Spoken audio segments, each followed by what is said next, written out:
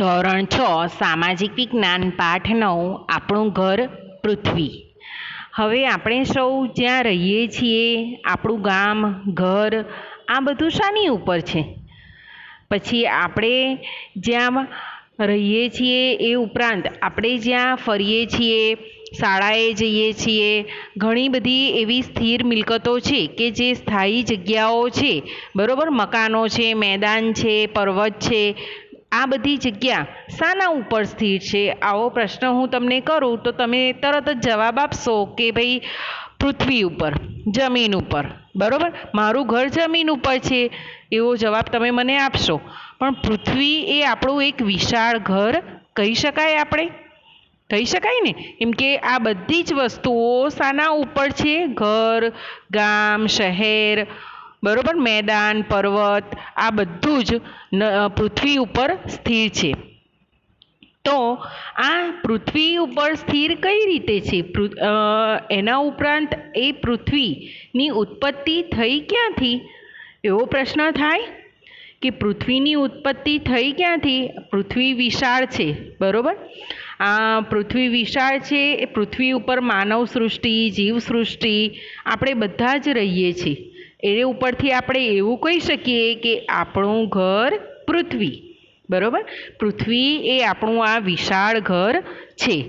તો આપણે આ પાઠમાં પૃથ્વીની ઉત્પત્તિ કઈ રીતે થઈ, એ ઉપરાંત પૃથ્વી કયા પરિવારનો સભ્ય, એટલે કે સૌર પરિવાર, સૂર્ય વિશે, ગ્રહો વિશે, ઉપગ્રહો વિશે, ધૂમકેતુ, ઉલ્કાઓ વિશે, તે ઉપરાંત પૃથ્વી ઉપર જે દિવસ રાત કઈ રીતે થાય છે, રેખાંશ અક્ષાંશ વૃત્તો વિશે અને કટિબંધો વિશે, પછી જે જીપીએસ ગ્લોબલ પ્રોસેસિંગ સિસ્ટમ છે એના વિશે, આ બધા જ વિશે આપણે આજે આ પાઠમાં એના વિશે અભ્યાસ કરવાનો છે. આપણે એક પછી એક દરેક મુદ્દાની ચર્ચા કરીશું અને તમારે સૌએ ધ્યાનથી સાંભળવાનું છે.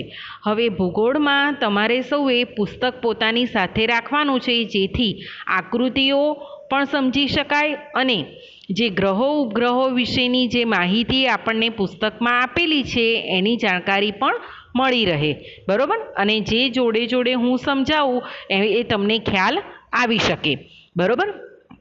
એટલે સૌ પ્રથમ બધાએ પુસ્તક પોતાની સાથે લઈ લો અને હું જે પ્રમાણે વાંચું છું અને સમજાવું છું એ લીટીએ ધ્યાન આપવાનું, બરાબર? હવે પૃથ્વીની ઉત્પત્તિ થઈ ક્યાંથી? હવે પૃથ્વી જ્યારે સૂર્ય, આપણે સૌ રોજ સવારે સૂર્યને તો જોઈએ જ છે, બરાબર?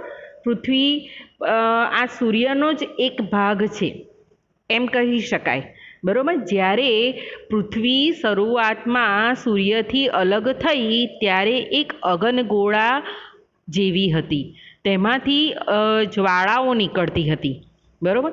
હવે જ્યારે ધીમે ધીમે તે નક્કર પદાર્થ બનતી ગઈ ત્યારે તેનું જમીનમાં રૂપાંતર થતું ગયું. એટલે કે આ જે જ્વાળાઓ ધીમે ધીમે ઠંડી પડી અને તેમાંથી તે નક્કર પદાર્થમાં પરિવર્તિત થઈ અને પછી તે જમીનમાં પરિવર્તન પામી એમ કહી શકાય. એટલે પૃથ્વીનું નિર્માણ આ રીતે થયું. એટલે કે પૃથ્વી એ સૌર પરિવારનો એક સભ્ય છે, એટલે કે સૂર્યમાંથી તે છૂટો પડેલો એક સભ્ય છે. આના માટે આપણે હવે સૌર પરિવાર, આપણે જેમ પરિવારમાં અલગ અલગ દરેક સભ્યો રહીએ છીએ એવી જ રીતે સૂર્યમાંનો પણ એક પરિવાર છે. તેમાં ઉપગ્રહો, લઘુગ્રહો, ધૂમકેતુ, ગ્રહો, ઉલ્કાઓ, પૃથ્વી, બરાબર? તો આ બધા જ સભ્યો એ સૌર પરિવારના સભ્યો છે. હવે આપણો સૂર્ય એ મંદાકિની તારામંડળનો એક સ્વયંપ્રકાશિત તારો છે. અહીંયા તમે જુઓ સૌર પરિવાર વિશે માહિતી આપેલી છે, બરાબર? આપણો સૂર્ય મંદાકિની તારામંડળનો એક સ્વયં પ્રકાશિત તારો છે. આ તારાની આસપાસ નાના મોટા સભ્યો ગોળા રૂપે ફરે છે. આપણું પૃથ્વી એમાંનો એક ગોળો છે અને આ તમામને આપણે ગ્રહો તરીકે ઓળખીએ છીએ. હવે સૌર પરિવારમાં સૂર્યની આજુબાજુ તમે જુઓ કે સૂર્યની આજુબાજુ ઘણા બધા એવા ગ્રહો ફરે છે. આપણે લગભગ નામ પણ સાંભળ્યા જ હશે ને એની ચર્ચા પણ આપણે ફરીથી કરવાના જ છીએ પાછળથી. બુધ, શુક્ર છે, પૃથ્વી, ચંદ્ર, મંગળ, ગુરુ, શનિ, યુરેનસ, આ બધાના નામ લગભગ તમે સાંભળ્યા હશે. તો આ બધા ગ્રહો સૂર્યની આજુબાજુ ફરે છે. હવે તમને પ્રશ્ન થશે કે સૂર્યની આજુબાજુ એ કઈ રીતે ફરે છે? એનું કંઈક તો કારણ હશે ને. લગભગ તમે વિજ્ઞાનમાં ગુરુત્વાકર્ષણ બળ વિશે જાણી ગયા હશો, બરાબર? તો ગુરુત્વાકર્ષણ બળ એટલે શું? ગુરુત્વાકર્ષણ બળ એટલે કે એકબીજાને વસ્તુ આકર્ષે, બરાબર? એનાથી આકર્ષણ થાય છે. એ વસ્તુ એકબીજાને આકર્ષે છે એટલે કે સૂર્યની આજુબાજુ આ જે ગ્રહો ફરે છે એ એકબીજાની ગુરુત્વાકર્ષણ બળને લીધે તે તેની આસપાસ વર્તુળાકાર સ્વરૂપે ફરે છે. આ ગ્રહોને પોતાનો કોઈ પ્રકાશ નથી, પણ સૂર્ય પાસેથી મળતા પ્રકાશથી તે પ્રકાશે છે. સૌર પરિવારના આ ગ્રહો વિવિધ કદ અને સ્વરૂપ ધરાવે છે. એટલે કે આ ગ્રહોને પોતાનું કદ પણ છે અને સ્વરૂપ પણ છે, એટલે કે તેનો આકાર પણ છે, બરાબર? અને દરેક ગ્રહો પોતાના ગુરુત્વાકર્ષણ બળને કારણે સૂર્યની આજુબાજુ ફરે છે. એટલે આપણે આ બધા ગ્રહો મળીને શું બને છે? એક સૌર પરિવાર કે સૌર મંડળ બને છે.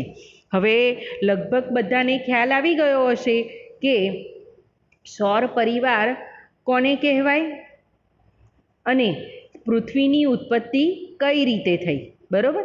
આના વિશે લગભગ તમને ચોક્કસ થઈ ગયું હશે. હવે આપણે આ પાઠમાં સૌરમંડળમાં ઉપગ્રહો, ત્યાર પછી લઘુગ્રહો, ધૂમકેતુઓ, ઉલ્કાઓ વગેરે વિશે આપણે અભ્યાસ કરવાનો છે. હવે આપણે એ પહેલાં આ જે સૌરમંડળનો મુખ્ય સભ્ય છે સૂર્ય, તો પહેલાં આપણે સૂર્ય વિશે સમજવાનું છે. તો સૂર્ય એટલે લગભગ સૌરમંડળનો એ મુખ્ય સભ્ય કહી શકાય. સૂર્યથી આપણે સૌ પરિચિત પણ છીએ જ, બરાબર? કેમ? તો રોજ સવારે આપણે ઉઠીએ છીએ અને સૂર્યને જોઈએ છીએ, જેનાથી આપણને અજવાળું મળે છે, પ્રકાશ મળે છે, બરાબર? આપણા રોજના કાર્યની શરૂઆત જ સૂર્યોદયથી થાય છે. એટલે સૂર્યને આપણે સન્માનિત તારો કહીએ છીએ. તે પૃથ્વી પરના જીવનનો દાતા ગણાય છે, કેમ કે પ્રકાશ આપણને સૂર્ય તરફથી મળે છે. એટલે એને આપણે સૂર્યોદયથી આપણા દિવસની શરૂઆત થાય છે. સૂર્ય પૃથ્વી કરતાં લગભગ 13 લાખ ગણો મોટો છે. હવે તમારા પુસ્તકમાં આપેલું છે એટલે તમારે અંડરલાઈન કરતું રહેવાનું, એટલે તમને ખ્યાલ આવે, બરાબર? કે અહીંયા તમને આપેલું છે કે પૃથ્વી પર જે સૂર્ય છે એ પૃથ્વી કરતાં લગભગ 13 લાખ ગણો મોટો છે. હવે તેની ફરતે જો સૂર્યનું એક ચક્કર લગાવવું હોય તો 1000 કિલોમીટરના વેગથી ચાલતા વિમાનમાં બેસીએ તો 107 વર્ષ નીકળી જાય. હવે સૂર્ય 13 લાખ ગણો મોટો છે અને તેની ફરતે જો આપણે ચક્કર લગાવવું હોય, પ્રદક્ષિણા કરવી હોય, તો 1000 કિલોમીટરના વેગથી, એટલે કે એટલી ઝડપથી આપણે વિમાનમાં બેસીએ તો પણ કેટલા વર્ષો નીકળી જાય છે? 107 વર્ષ નીકળી જાય છે. સૂર્યનું ગુરુત્વાકર્ષણ બળ પૃથ્વી કરતાં 28 ગણું વધારે છે. એટલે કે પૃથ્વીને સૂર્ય કેમ આકર્ષે છે? તો એનું ગુરુત્વાકર્ષણ બળ પૃથ્વી કરતાં કેટલું વધારે છે? 28 ગણું. હવે જે પદાર્થનું વજન પૃથ્વી પર 1 કિલોગ્રામ થાય તેનું વજન સૂર્યની સપાટી પર 28 કિલોગ્રામ થાય. એટલે કે અહીંયા તમને પુસ્તકમાં આપેલું છે કે પૃથ્વી પર કોઈ પદાર્થ હોય તો એનું વજન કેટલું છે? 1 કિલોગ્રામ થાય. કોઈ વસ્તુ લઈએ કે ભાઈ ધારો કે એક લાકડું લઈએ કે જે 1 કિલોગ્રામનું હોય, એનું વજન પૃથ્વી પર 1 કિલોગ્રામ છે, પણ એ લાકડાનું વજન જ્યારે સૂર્ય પર કેટલું થઈ જાય છે? 28 કિલોગ્રામ થઈ જાય છે. એટલે 28 ગણું. બરોબર. આમ આ ગુરુત્વાકર્ષણ શક્તિને લીધે જ ગ્રહો પોતાના ચોક્કસ માર્ગમાં રહેલા છે. એટલે કે એનું વજન એટલું બધું થઈ જાય છે અને એ ગુરુત્વાકર્ષણ બળને કારણે તે ગ્રહો એના ચોક્કસ માર્ગ એટલે કે જે સૂર્યની આજુબાજુ પ્રદક્ષિણા કરે છે એ ચોક્કસ માર્ગમાં રહેલા છે અને તેની આસપાસ ફરે છે. પૃથ્વી તેનાથી 15 કરોડ કિલોમીટર દૂર છે. બરાબર. પૃથ્વી કેટલા કિલોમીટર દૂર છે? 15 કરોડ કિલોમીટર દૂર છે. આપણને પ્રશ્ન થાય કે ભાઈ સૂર્યની આજુબાજુ તમે આ બધા ગ્રહો છે તો આપણે તો સૂર્યને કેટલા નજીકથી જોઈએ છીએ, પણ પૃથ્વી જ એનાથી 15 કરોડ કિલોમીટર દૂર છે. સૂર્યના પ્રકાશને ધરતી પર પહોંચતા 8.25 મિનિટનો સમય લાગે છે. હવે આપણને અહીંયા એવું થાય, અહીંયા 8.25 મિનિટનો જે આ સૂર્યથી આપણને પૃથ્વી પર જે પ્રકાશ આવે છે એનો સમય કેટલો લાગે છે? 8.25 મિનિટનો. બરાબર. ને આમ એનું અંતર 15 કિલોમીટર દૂર છે. બરાબર. હવે આગળ આપણે જોઈએ, સૂર્યની સપાટી હંમેશા અસ્થિર છે. તેમાં અનેક કિલોમીટર લાંબી પ્રજ્વલિત થતી અગ્નિ જ્વાળાઓનો સમાવેશ થાય છે. એટલે કે તેમાંથી અગ્નિની જ્વાળાઓ જેવી ગરમી નીકળે છે. સૂર્યનું મુખ્ય આવરણ હાઇડ્રોજન વાયુનું બનેલું છે. બરાબર.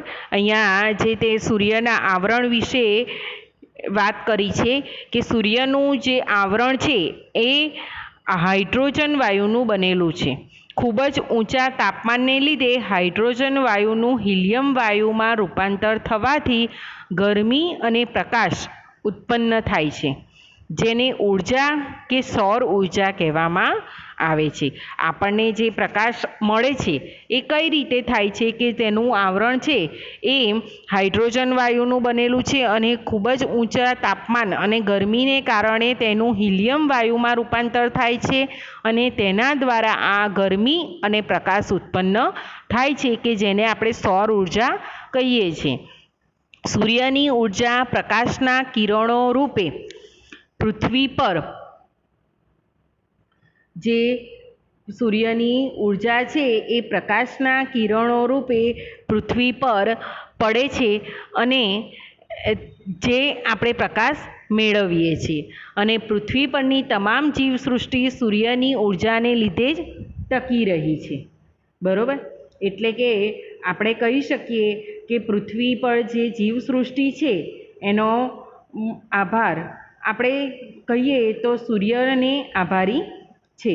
એટલે કે પૃથ્વી પર જીવસૃષ્ટિ વિકાસ પામી છે તે સૂર્યના સજીવોના પાલક તરીકે ઓળખવામાં આવે છે. બરાબર. એટલે કે સૂર્યને સજીવના પાલક તરીકે કેમ ગણાય છે? કેમ કે એ આપણી પૃથ્વી પર જે જીવસૃષ્ટિને ટકાવી રાખવામાં તેનો ફાળો અગત્યનો છે, એટલા માટે. આ પછી હવે આપણે ગ્રહોના ટૂંકમાં પરિચય મેળવીશું અને સૌર પરિવારમાં કુલ 8 ગ્રહો છે, જેમાં બુધ, શુક્ર, પૃથ્વી, મંગળ આંતરિક ગ્રહો કહેવાય છે. ગુરુ, શનિ, યુરેનસ, નેપચ્યુન એ બાહ્ય ગ્રહો કહેવાય છે.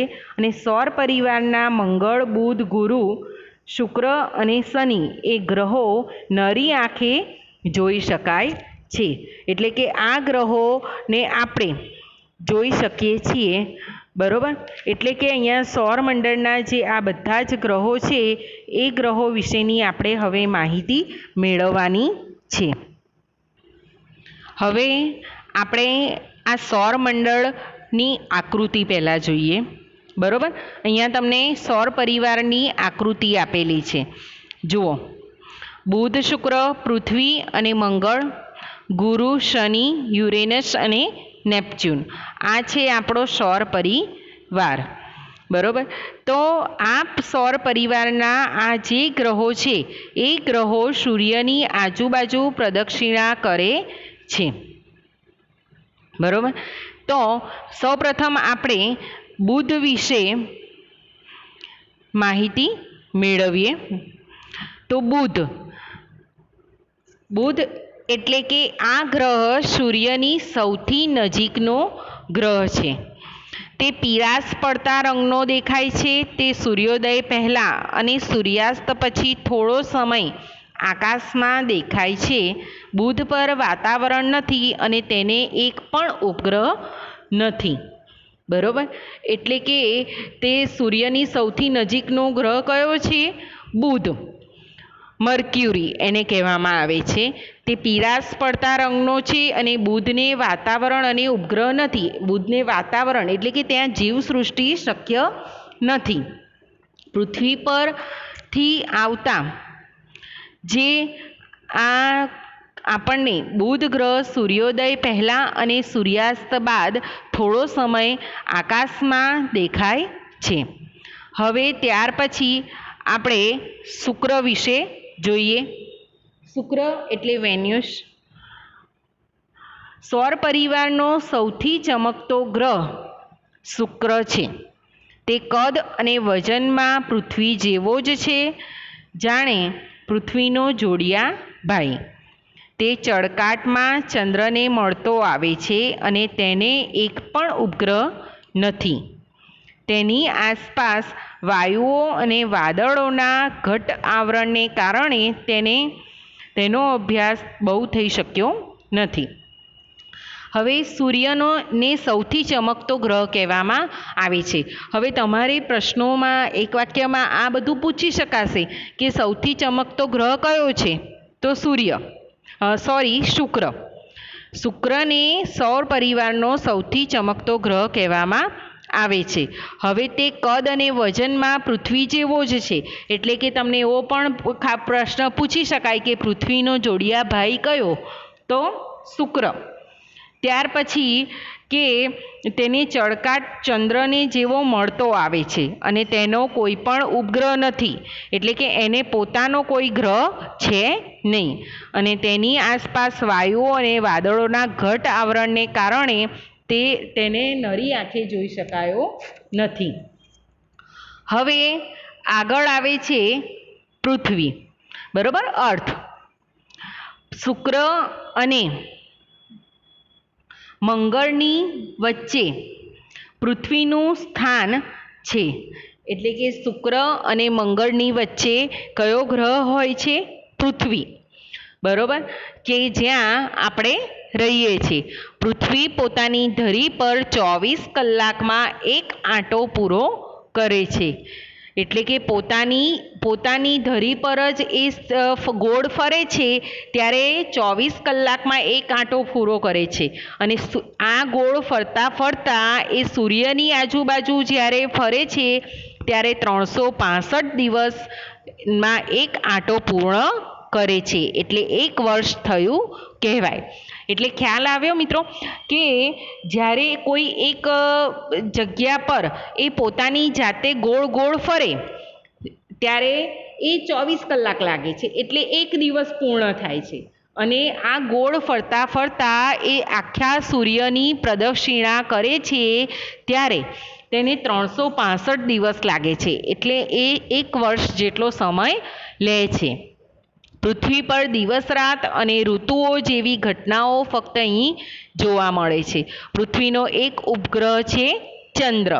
બરાબર, પૃથ્વીને એક પોતાનો ગ્રહ ચંદ્ર છે. એટલે કે પૃથ્વી પર દિવસ રાત પણ થાય છે અને ઋતુઓનો પણ ફેરબદલી થાય છે, પરિવર્તન થાય છે. હવે આપણે આગળ ચંદ્ર વિશે અભ્યાસ કરીશું. એટલે કે પૃથ્વીનો એકમાત્ર ઉપગ્રહ ચંદ્ર છે. બરોબર. તો ચંદ્ર વિશે અભ્યાસ કરીશું. ચંદ્રને તો આપણે જોઈએ જ છે રાત્રે, બરોબર.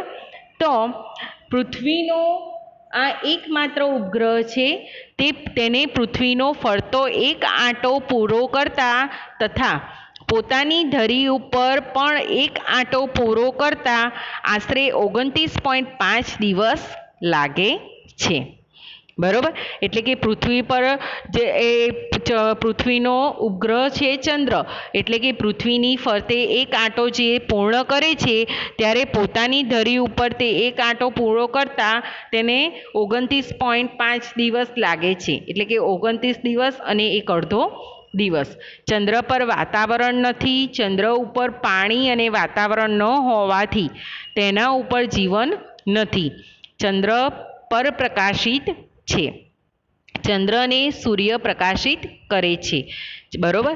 એટલે કે ચંદ્રને પોતાનો પ્રકાશ નથી પણ સૂર્યનો પ્રકાશ તે લે છે. ચંદ્રની સપાટી ઉપર ઉલ્કાપાત તથા હોવાથી તેની ઉપર ખૂબ મોટા ખાડાઓ પણ પડી ગયા છે અને અહીં મૃત જ્વાળામુખી પણ આવેલા છે. હવે તમને પ્રશ્ન થશે કે ઉલ્કાપાત અને જ્વાળામુખી એટલે શું, બરોબર. તો આપણે આગળ ઉલ્કાપાત અને જ્વાળામુખી વિશે આગળ અભ્યાસ કરીશું કે ઉલ્કાપાત કોને કહેવાય અને જ્વાળામુખી કોને કહેવાય, બરોબર. તો આગળ આપણે હવે મંગળ ગ્રહ વિશે અભ્યાસ કરીશું. માર્સ લાલ રંગનો સુંદર ચમકતો ગ્રહ એટલે મંગળ એમ કહી શકાય, બરોબર. અને આપણે આકાશમાં જોઈશું રાત્રે તો પણ આપણને ખ્યાલ આવશે કે મંગળ ગ્રહ લાલ રંગનો હોય છે અને સુંદર ચમકતો ગ્રહ કહી શકાય, બરોબર. આ મંગળને આછું વાતાવરણ છે. મંગળ ઉપર ઋતુઓ પ્રમાણે પૃથ્વી કરતાં વધુ ઠંડી અને ગરમી પડે છે અને તેને 2 ઉપગ્રહો છે. વૈજ્ઞાનિકો મંગળ પર જીવસૃષ્ટિ વિકસાવવાના પ્રયત્નો કરી રહ્યા છે, બરોબર. એટલે કે મંગળ ઉપર આપણે જુઓ કે જીવસૃષ્ટિ કરવા માટે ઘણા બધા પ્રયત્નો વિકસાવવા માટે થઈ રહ્યા છે. અત્યારે ઘણા ઉપગ્રહો મંગળ ઉપર મોકલવામાં પણ આવે છે, બરોબર. સૌથી સુંદર ચમકતો ગ્રહ, આછું વાતાવરણ અને ઋતુઓ પ્રમાણે પૃથ્વી કરતાં વધુ ઠંડી અને ગરમી પડે છે. આગળ આપણે હવે ગુરુ વિશે અભ્યાસ કરીશું, બરોબર.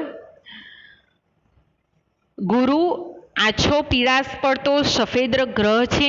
ગુરુને આસપાસ વાયુઓનું વાતાવરણ છે અને આ ગ્રહ ખૂબ જ ઠંડો હશે એવું મનાય છે. તે સૌરમંડળનો સૌથી મોટો ગ્રહ છે. ગુરુને 79 ઉપગ્રહો છે. જેમ વૈજ્ઞાનિકોમાં મતમતાંતર જોવા મળે છે. આ મોટા ભીમકાય ગ્રહને દૂરબીનથી જોતા ટપકાવાળી સપાટી મનોહર લાગે છે, બરોબર. અહીંયા તમે જુઓ કે ગુરુનું જે આજુબાજુનું આવરણ અલગ જ છે, બરોબર. ને ગોળ ટપકાવાળી અહીંયા તમે જોઈ શકો છો. આ રીતની એની સપાટી છે અને એનો આ ગ્રહ સફેદ રંગનો છે. એટલે ઉપરની આજુબાજુની જે સપાટી છે એ સપાટી આ જે સપાટી છે એ સફેદ રંગની છે અને તેના ઉપર ગોળ ગોળ ટપકાવાળી સપાટીની રચના છે. હવે તેના આ જે ગ્રહ છે એને 79 જેટલા ઉપગ્રહો પણ છે. ત્યાર પછી આગળ આપણે શનિ વિશે અભ્યાસ કરીશું. શનિ એટલે કે સૌર પરિવારમાં ગુરુ અને યુરેનસની વચ્ચે આવેલો છે, બરોબર. અહીંયા આપણે જોઈશું, બરોબર. અલગ જ ગ્રહ દેખાય છે શનિ. એ બધા ગ્રહોમાં સૌથી અલગ દેખાતો ગ્રહ છે. ગુરુ પછીનો મોટો ગ્રહ છે. નીલા રંગના તેજસ્વી વલયોથી તે સુંદર લાગે છે. અહીંયા જે આ એનું આવરણ છે, આ જે આવરણ છે એ લીલા રંગનું છે. આ ગોળ જે આ આવરણો છે એ લીલા રંગનું છે અને તેનાથી એ અલગ તરી આવે છે. વલયોને કારણે તે જુદો દેખાય છે. આ વલયો માથામાં રહેલી પાઘડી જેવા લાગતા હોવાથી શનિને પાઘડિયો ગ્રહ પણ કહેવાય છે. તમે જુઓ કે પાઘડીનો આકાર લગભગ આવો આવતો હોય છે, બરાબર? તો જેને કારણે શનિને પાઘડિયો ગ્રહ પણ કહી શકાય. શનિને 62 કરતાં વધારે ઉપગ્રહો છે. સૂર્યથી દૂર હોવાને કારણે સપાટીનું તાપમાન ઓછું છે. શનિ સૂર્યથી દૂર છે, જેને કારણે સપાટીનું તાપમાન એનું ઓછું છે, બરાબર? હવે આગળ આપણે યુરેનસ વિશે અભ્યાસ કરીશું. યુરેનસ એટલે કે પૃથ્વીથી એટલો દૂર છે કે સામાન્ય દૂરબીનથી દેખાતો નથી. અહીંયા તમને યુરેનસ ગ્રહ આપેલો છે પુસ્તકમાં, જુઓ, બરાબર? તો તે દૂરબીનથી દેખાતો નથી. સૂર્યનું તેજ પણ આછી ચાંદની જેવું છે. અને વિલિયમ હર્સલ નામના ખગોળશાસ્ત્રીએ 1781માં આ ગ્રહ શોધી કાઢ્યો હતો. અને આ ગ્રહ ખૂબ જ ઠંડો છે, બરાબર? વાદળી રંગનો ગ્રહ છે. અને 1781માં કયા વૈજ્ઞાનિકે શોધ્યું હતું? વિલિયમ હર્સલ નામના ખગોળશાસ્ત્રીએ આ ગ્રહ શોધી કાઢ્યો હતો. અને આ ગ્રહ કેવો છે? ખૂબ જ ઠંડો છે, બરાબર?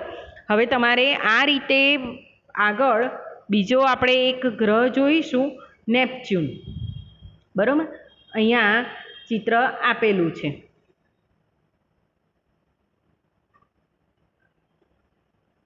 નેપચ્યુન.